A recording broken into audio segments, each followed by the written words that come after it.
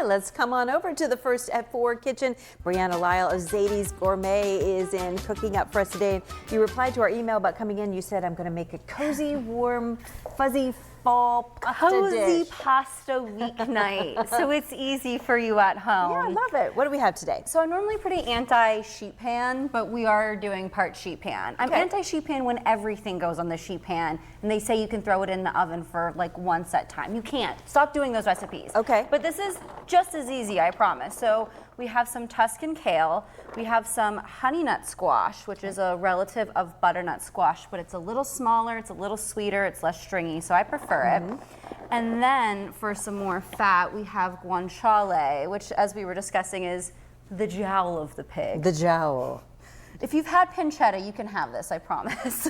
It'll be fine. We all eat bacon, so it'll be just fine. It's just another part of the pig, yeah. So you want about double the amount of squash that you do your guanciale. This is supposed to be 4 ounces of guanciale, maybe around 8 ounces of that squash, and as much kale as you want. I use Tuscan kale. It's a little bit less rugged than regular kale. So we're gonna pop this into the oven for half an hour at 400. Look at this. There we go. And that's beautiful too, so colorful. Perfect. And that there's a little bit of olive oil on the bottom of that pan, about a tablespoon, but that guanciale, all that fat, it's mostly fat. It will melt, and then it will be crispy, and that also adds fat to your and flavor to your other veggies in there. And yes, so no need to add a ton of extra oil. Okay, wonderful. And then meanwhile, over here, we have some boiling water.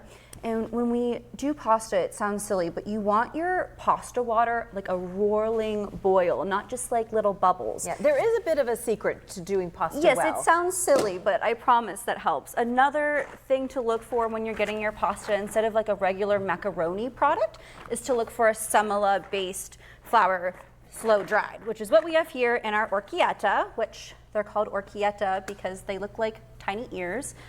Which is what cute. Orecchietta means. So we're just gonna go ahead and do half a pound of pasta, which is half a box. Another trick, not pushing things over there. Another trick though, it's not necessarily a trick, it just makes better pasta and also helps it not stick. People like to put oil in it.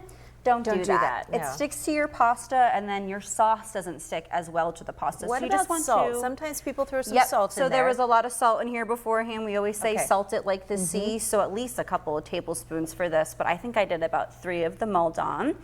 And that's for, again, like about, actually, just a tiny bit more in there. So yes, you want to, once you put your pasta in, just continuously stir it for the first couple minutes that it's in there, and that does 2 things. One, it helps it not stick together, but then it also helps release the starches in the water, which are important for like a dish we're going to use today, where we're going to use some of the pasta water.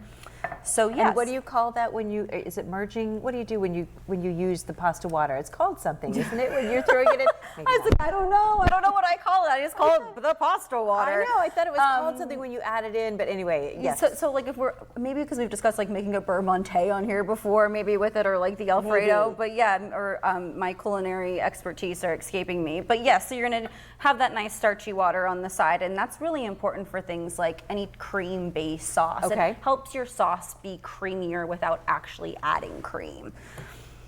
So yes, that's the major part of this. And this pasta too is interesting. So like I said, in the south of Italy, they tend to not use egg in their pasta, and they use the semola blend, which is that coarser yellow flour that you'll see if you're ever in the flour aisle, like in Wegmans or something. You'll see tipo, you'll see semola. So that's what this is made of.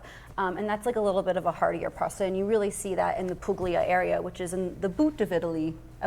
So nice when you think of southern Italian food. She knows so much about all this Puglia good stuff. Food. We're going to come back, of course, at the end of this hour.